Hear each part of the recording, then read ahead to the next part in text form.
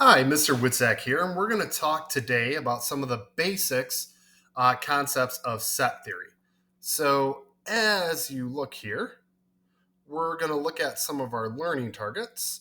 So, the first thing we're going to talk about is using three methods to designate sets, and that's going to be, as you see below here, a word description, a listing method, and set builder notation.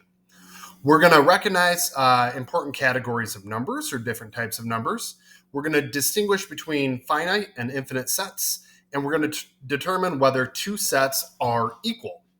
So, in looking at designating sets, a set is going to be a collection of objects.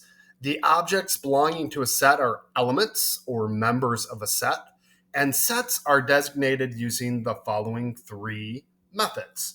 So our first method is going to be a word description. So we might say in a word description here, we could have the integers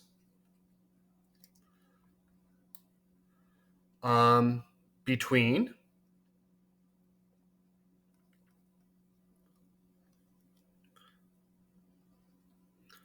0 and 6.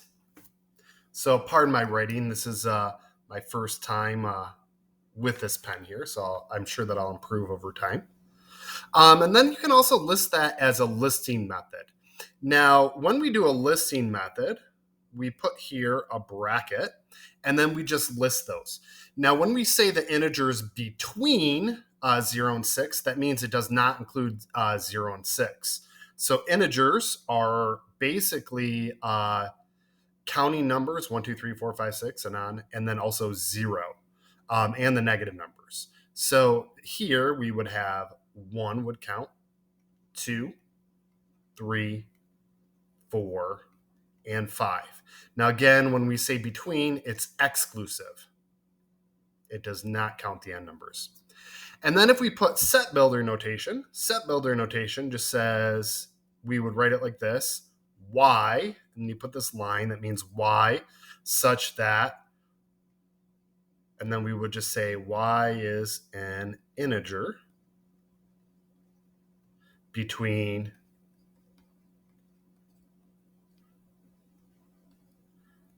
0 and 6.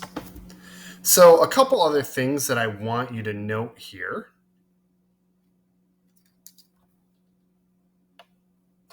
is sets are usually given capital letters. So the set could be A, E, I, O, U. Again, the letters, the vowels in the English alphabet are elements. Here, sets can be shortened using an ellipsis. So if I said, let E be the set of all English letters, we would just say E is A, B, C, D, and you don't have to write them out. You can put ... Z. And then the set containing no elements is called the empty set, and it's denoted with this kind of like a 0 with a line through it, or just an empty set thing. We have our brackets with nothing in it.